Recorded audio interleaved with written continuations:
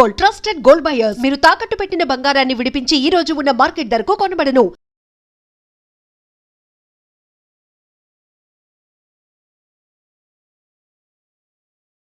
ఇప్పుడు ఇందాక అనుకున్నాం కదా, ఊరికి ఒక వినాయకుడు అనుకుంటే ఇప్పుడు హైదరాబాద్లో కూడా చాలా తక్కువ వినాయకుళ్ళు ఉన్న కాలం నుంచి ఇవాళ కొన్ని వేల వినాయకుళ్ళు వచ్చేసిన పరిస్థితి వచ్చింది. వచ్చేసి ఆ వినాయకుడి పేరుతోటి డబ్బులు వసూలు చేయటము, అక్కడ జరిగే నానా కంగాళి ఇదంతా మనం చూస్తూనే ఉన్నాం. అదైపోయిన తర్వాత ఇక వరలక్ష్మి వ్రతం దగ్గరికి వస్తే ఇది ముత్తైదువులు చేసుకుంటారు. అలాగే నార్త్ సైడ్ కూడా కర్వా చౌత్ అని ఇంకోటి వాళ్ళు కూడా ఒక పండగ చేస్తారు. కార్తీక మాసంలో కార్తీక పౌర్ణమి ఇక్కడ కూడా చేస్తారు, అక్కడ కూడా చేస్తారు. అయితే ఇదంతా ఏంటి అంటే భర్త యొక్క ఆరోగ్యం బాగుండాలని భార్యలు చేసే వ్రతం ఇది. రైట్. అయితే శనగలు ఇస్తారు. ఇది ఈ వర్షాకాలంలో శనగలు తింటే మంచిది, ప్రోటీన్ ఫుడ్ అనే ఉద్దేశంతో ఇచ్చుకుంటున్నాం అని చెప్పి ఆవిడికి శనగలు ఇస్తే ఈవిడికి శనగలు ఇస్తే ఇద్దరు కలిసి ఇంటికి తీసుకెళ్ళి మొగుడికి పెడితే మొగుడు బాగా ఆరోగ్యంగా ఉంటాడు అనేది వాళ్ళ నానుడి. అయితే నా బాధ ఏంటి అంటే ఇక్కడ ఒక చిన్న కన్సర్న్ ఏంటి అంటే, ఎందుకబ్బా మహిళలే భర్తల ఆరోగ్యాలు బాగుండాలని పూజలు చేస్తారు, భర్తలు ఎందుకు భార్యల ఆరోగ్యాల కోసం చేయరు? పోనీ నేనేమంటానంటే, మీరేం పూజలు చేయొద్దు కానీ భర్తలు ఈ శ్రావణ మాసం సందర్భంగా మీ భార్యలకి హెల్త్ చెకప్లు చేయించండి. వావ్, మంచి ఐడియా కదా. అసలు ఇప్పుడు ఆడవాళ్ళు ఎప్పుడు కూడా పిల్లలకు చేసామా, భర్తకు చేసామా, అత్తమామలకు చేసామా, ఇల్లంతా బాగా పెట్టుకున్నామా లేదా అని వాళ్ళ గురించి వాళ్ళు ఇల్లుతో పేరు మర్చిపోయినట్టు వాళ్ళ గురించి వాళ్ళు మర్చిపోతారు. అంటే ఎప్పటి నుంచో వస్తున్న ఆచారాలు మనం ఎట్లా చేయకుండా వదిలేస్తాం? నేను చేయొద్దనట్లేదు. ఇప్పుడు భక్తి వ్యక్తిగతం, ఖచ్చితంగా అది ప్రదర్శన కాదు. ఇంతవరకు గుర్తుపెట్టుకుంటే చాలు. ఇకపోతే భర్త కోసమే వ్రతాలు, నోములు, పుణ్య ఇవన్నీ చేస్తున్నారు కదా వీళ్ళు. సరే చెయ్యండి మీరు, కానీ మీకు ప్రతిగా మీ భర్త ఈ ఆధునిక కాలంలో ఆలోచించాల్సింది ఏంటంటే, నా భార్య ఆరోగ్యం ఎలా ఉంది, నా ఆరోగ్యం కోసం కదా నా భార్య ఇంత పూజ చేస్తుంది, నా భార్య ఆరోగ్యం కోసం నేనేం చేస్తున్నానని ఏ పురుషుడైనా ఆలోచించుకున్నాడా? తీసుకెళ్ళి ఇయర్లీ చెకప్ చేయించారనుకోండి ఈ పండగ సందర్భంగా వాళ్ళ ఆరోగ్యం గురించి, వాళ్ళకి ఏమైనా ఒక అనారోగ్యం బయటపడింది అనుకో, ఈ టెస్ట్ చేయించకపోతే బయటపడుకోకుండా డైరెక్ట్గా రోగమే బయటపడింది అనుకో, కష్టం అవుతుంది కదా. అందుకని చెప్పి విధిగా ఖచ్చితంగా భర్తలు భార్యల కోసం ఈ మాత్రం ఆరోగ్యంగా, అంటే వాళ్ళు మీ ఆరోగ్యం గురించి చూస్తున్నారు కాబట్టి మీరు కూడా వాళ్ళ ఆరోగ్యం గురించే చూడాలి అనేది నా కన్సర్న్. సరే, ఇది అయిపోయింది. ఇంకా అసలు ఇప్పుడు సోషల్ మీడియాలో ఈ సెలబ్రిటీలు అనబడే మహిళామణుల యొక్క వాళ్ళు అప్లోడ్ చేస్తున్నవి చూస్తూ ఉంటే, మా ఇంటికి వచ్చిన 150 సెలబ్రిటీలు ఇచ్చుకుంటున్నాం వాయనం, పూచుకుంటున్నాం వాయనం, అందరి వీడియోస్ ఇవే ఉన్నాయి. అయితే ఇక్కడ మనం ఆలోచిస్తే గనక, నేను శాస్త్రాలు, ధర్మాలు ఇవన్నీ నేను మాట్లాడను, కానీ ఒక పెళ్లి చేసుకుందాము అనుకుంటున్న వాళ్ళు పూజ చేశారు అని ఈ సంవత్సరం చాలా ఎక్కువ విమర్శల పాలయ్యారు. అయితే ఇప్పుడు మనుషులకి వేచి ఉండే గుణం తగ్గింది. ఓకే, దానికి రిఫ్లెక్షన్ ఇది. ఆగట్లే ఎక్కడ. ఎందుకంటే ఈ సంవత్సరం పెళ్లి చేసుకున్నారనుకోండి, పెళ్లి చేసుకున్న తర్వాత వ్రతం చేసుకోవచ్చు, లేదు వచ్చే సంవత్సరం పెళ్లి చేసుకున్నారనుకోండి ఆ తర్వాత సంవత్సరం వ్రతం చేసుకోవచ్చు. కానీ ఈలోపే మిస్ అయిపోతే అసలు వీళ్ళు ప్లెజర్ని పోస్ట్పోన్ చేయడానికి ఇష్టపడట్లా. ఓకే, ఇది ఒక రకంగా డిజైర్ని పోస్ట్పోన్ చేయటం అంటారు. డిజైర్ అంటే మనకు ఒక ఇష్టం కలిగింది, ఒక కోరిక కలిగింది, దాన్ని పోస్ట్పోన్ చేయడం. ఈ డిజైర్ని పోస్ట్పోన్ చేయడము అనే ఒక విషయం, ఇది ఎంత పెద్ద పర్సనాలిటీ డెవలప్మెంట్ కాన్సెప్టో తెలుసా అండి? చాలా పెద్ద పర్సనాలిటీ డెవలప్మెంట్ కాన్సెప్ట్.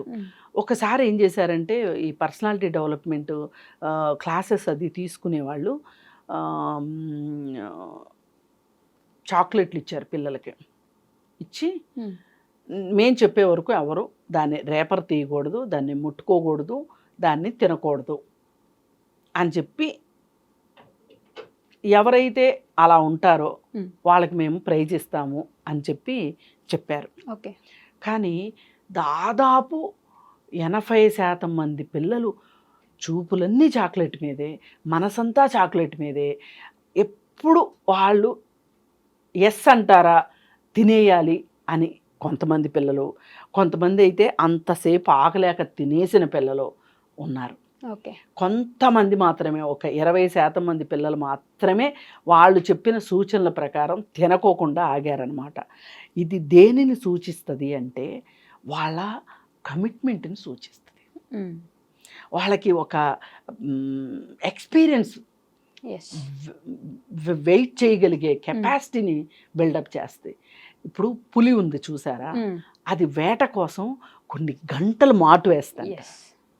నువ్వు ఒక కార్యక్రమం నిర్వర్తించాలి అనుకుంటే, ఒక లక్ష్యాన్ని చేరుకోవాలి అనుకుంటే నీకు వెయిట్ చేయగలిగే కెపాసిటీ కూడా ఉండాలి.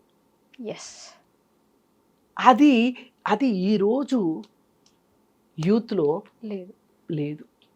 దానికి సూచికే ఈ వరలక్ష్మి వ్రతంలో ఎవరైతే పెళ్లి చేసుకోకుండా వ్రతం చేసుకున్నారో, అది కూడా అంత హంగు ఆర్భాటాలు అది సోషల్ మీడియాలో పెట్టడం, ఇది చూస్తే మనకి అంటే ఒక చిన్న ఇంత పెద్ద కాన్సెప్ట్ వెనక దాగుంది.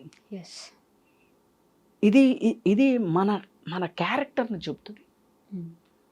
ఈ విషయానికి వస్తే సరే, మీరు పూజ చేసుకున్నారు, బాగానే ఉంది. ఈ పూజ ఎందుకు చేశారు మీరు? అసలు మీ సంతోషం కోసం చేశారా? మీ హోదాను చూపించుకోవడానికి చేశారా? మీరు ఎంత ఖర్చు పెట్టారు అని చూడటానికా? మీరు ఎన్ని పువ్వులతోటి అలంకరించారు అని చూపించుకోవటానికా? ఒకప్పుడు బాగా పెద్ద సీనియర్ యాక్టర్స్ ఎవరైతే ఉండేవాళ్ళు వాళ్ళు మాత్రమే ఇలా చేసేవాళ్ళు కానీ అప్పుడు ఈ సోషల్ మీడియా లేదు కాబట్టి పెద్ద చూపించేవాళ్ళు ఎక్కడ తెలిసేది కాదు, కానీ చేసేవారట. అయితే ఇప్పుడు మట్టుకు చిన్న చిన్న జూనియర్ ఆర్టిస్టుల దగ్గర నుంచి, అలాగే టీవీ ఆర్టిస్టుల దగ్గర నుంచి, సినిమాల్లో ఆర్టిస్టుల దగ్గర నుంచి అందరికీ ఇది ఒక సంతలాగా అయిపోయింది. ఇది ఒక ప్రదర్శన అయిపోయింది. పదే పదే నేను ప్రదర్శన అనడం వెనకమాల నా ఉద్దేశం ఏంటంటే, మీరు భక్తిని ప్రదర్శనకి పెట్టకండి. మీరు భక్తితో ఉండండి. ఎందుకంటే భక్తి మీ వ్యక్తిగతం. అది మీకు సంతోషాన్ని ఇస్తుంది, మీకు ఒక స్వాంతాన్ని ఇస్తుంది, మీకు ఒక ఓదార్పుని ఇస్తుంది భక్తి అనుకుంటే భక్తిలో ఉండండి. కానీ మీ డబ్బులు చూపించుకోవటానికి, మీ హోదాలు చూపించుకోవటానికి, మీ హంగు ఆర్భాటాలు చూపించుకోవటానికి, ఒక వరలక్ష్మి వ్రతం కోసం 5 లక్షలు ఖర్చు పెట్టాను, 6 లక్షలు ఖర్చు పెట్టాను, 10 లక్షలు ఖర్చు పెట్టాను, 15 లక్షల నగ కొనుక్కున్నాను, ₹1,00,000 చీర కొనుక్కున్నాను, ఇవి చూపించడం మట్టుకు చాలా చాలా చాలా చాలా తప్పు. అది దాన్ని భక్తి అనరు, ప్రదర్శన అనే అంటారు. పైగా వినాయక చవితి అప్పుడు కూడా అంతే, పూజ చేసేసి హడావుడిగా ఒక గ్రూప్లో ఫస్ట్ ఎవరు పెట్టేశారు, ఏమేం పువ్వులు పెట్టారు. ఈ మధ్య లోకల్గా దొరికే పువ్వుల కంటే కూడా ఫారిన్ పువ్వులతో పూజలు చేయడం చాలా ఎక్కువైపోయింది. ఇప్పుడు పెళ్ళిళ్ళలో కూడా ఫారిన్ పువ్వులే ఎక్కువ వాడుతున్నారు, లోకల్ పువ్వులు వాడట్లా. అలాగే దేవుడి విషయం దగ్గరికి వచ్చేసరికి కూడా దేవుడికి కూడా వీళ్ళు వాసన సుగంధము ఏమీ అక్కర్లే, ప్లాస్టిక్ పువ్వులు లాంటి పువ్వులతోటి, ఫారిన్ పువ్వులతోటి వీళ్ళు పూజలు చేస్తున్నారు. అంటే హోదాను చూపించుకుంటున్నారు ప్రతి చోట. మొన్న ఒకరైతే చెప్పారు, ఒకళ్ళ ఇంటికి వెళ్తే దాదాపు 7-8 లక్షలు ఖర్చు పెట్టి పూజ చేశారండి వాళ్ళు వరలక్ష్మి వ్రతము అని చెప్పారు. చెప్తే నిన్న వాళ్ళు రియల్ ఎస్టేట్ చేస్తారా అన్న, సింపుల్గా అవునండి అన్నారు. ఈ మధ్య రియల్ ఎస్టేట్ చేసే వాళ్ళకి, ఈ మధ్యన కాదు అసలు ఎప్పుడు ఉందా జబ్బు. అంటే వాళ్ళైతేనే ఇంత అడ్డదిడ్డంగా ఖర్చు పెట్టగలరు.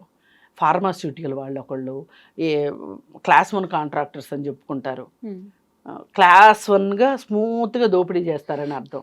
అలాగే ఈ లిక్కర్ వ్యాపారస్తులు, ఇట్లాంటి వాళ్ళకి ఇబ్బడి ముబ్బడిగా డబ్బులు ఉంటాయి.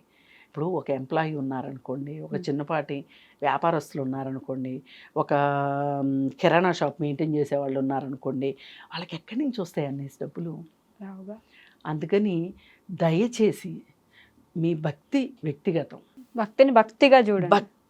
భక్తి శ్రద్ధలతో, భక్తి ప్రపత్తులతో ఉండండి తప్పితే ప్రదర్శనలతో ఉండొద్దు అని చెప్పి చెప్పవచ్చు. ఇప్పుడు ఏమవుతుందంటే వీళ్ళు ఈ సోషల్ మీడియాలో పెట్టడం వల్ల శక్తి ఉన్నవాళ్ళు, శక్తి లేని వాళ్ళు కూడా పూజలు చేయాలని చూస్తున్నారు. అవును.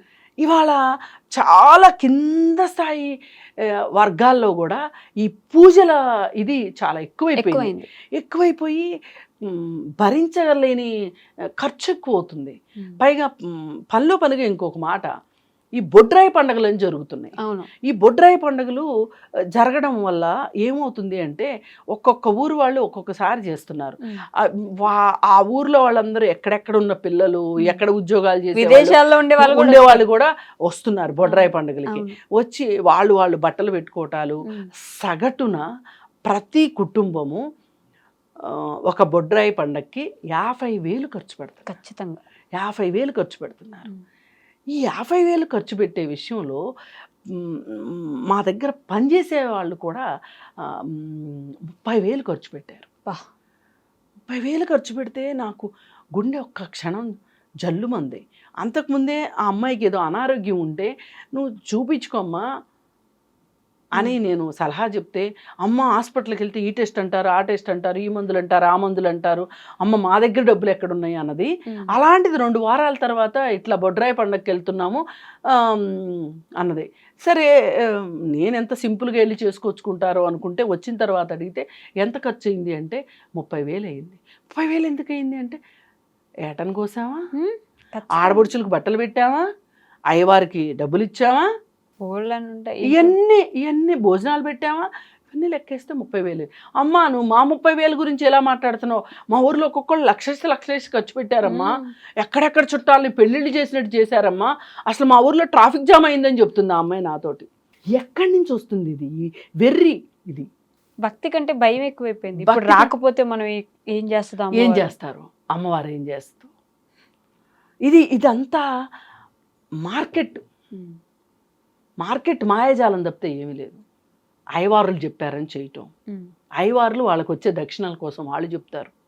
అలాగే వ్యాపారస్తులు అప్పుడప్పుడు కొన్ని వదంతులు వస్తుంటాయి. అన్నా చెల్లెళ్ళు బట్టలు పెట్టుకోవాలంట అని వస్తుంది. ఎక్కడ లేని సందడి వచ్చేస్తుంది బట్టల షాపుల్లో. అక్కా చెల్లెళ్ళు పెట్టుకోవాలంట, సంవత్సరానికి ఒకటి వస్తుంది. ఇట్లాంటి ఖచ్చితంగా వస్తాయి. ఏంటి అంటే ఇదంతా వ్యాపారస్తులు రేపెడుతుంటారు. ఇవన్నీ అక్క చెల్లెలకి తమ్ముడు ఇంటికి పిలిచి బట్టలు పెట్టాలంట, సెంటిమెంట్ పేరుతోటి. సరే ఏది ఏమైనప్పటికీ కూడా మనం ఒకటే కోరుకునేది ఏంటంటే ఎవరికి వాళ్ళు ఈ సోషల్ మీడియాలో చూసి దాని ప్రకారం కావాలనుకోవటం కానీ, అప్పులు చేసి చేయటం కానీ. ఇప్పుడు ఆ రోజు 30,000 పెట్టి పండగ చేయడం కోసం ఆ అమ్మాయి పనిచేసే ఇళ్లలో ఒక ఇంట్లో తలా 5,000 అప్పు తీసుకొని వెళ్ళింది. మరి ఇది అప్పేగా. మరి డాక్టర్ చూపించుకో అంటేనేమో డబ్బులు లేవన్నది, ఆ అప్పు చేసి పండగ చేసుకున్నది. అందుకని ఇట్లా సోషల్ మీడియాలో చూసి కానీ, లేకపోతే ఈ వదంతులు నమ్మి కానీ పూజలు చేసి అప్పుల పాలు అవ్వద్దు. ఇప్పుడు ఒక కుటుంబానికి 50,000 అది, కానీ గ్రామం మొత్తం కుటుంబాలతో లెక్కేస్తే దాని నెట్వర్క్ లెక్కేయండి ఒకసారి, ఎంత ఖర్చు అది. అందుకని ఇట్లాంటి కాకుండా మీరు మనస్ఫూర్తిగా ప్రశాంతమైన మనస్సుతోటి దండం పెట్టుకున్నా కానీ చాలు. అంతేగాని ఇంత ఆర్భాటాలు, ఇంత హడావుడ్లు చేసి డబ్బులు ఖర్చు పెట్టి మీరు ఖర్చు పెట్టుకోగలిగిన వాళ్ళు ఖర్చు పెట్టి, ఖర్చు పెట్టలేని వాళ్ళు బాధపడేటట్లుగా ఈ ప్రదర్శన మట్టుకు వద్దు అని చెప్పి కోరుకుందాం. Okay ma'am, thank you.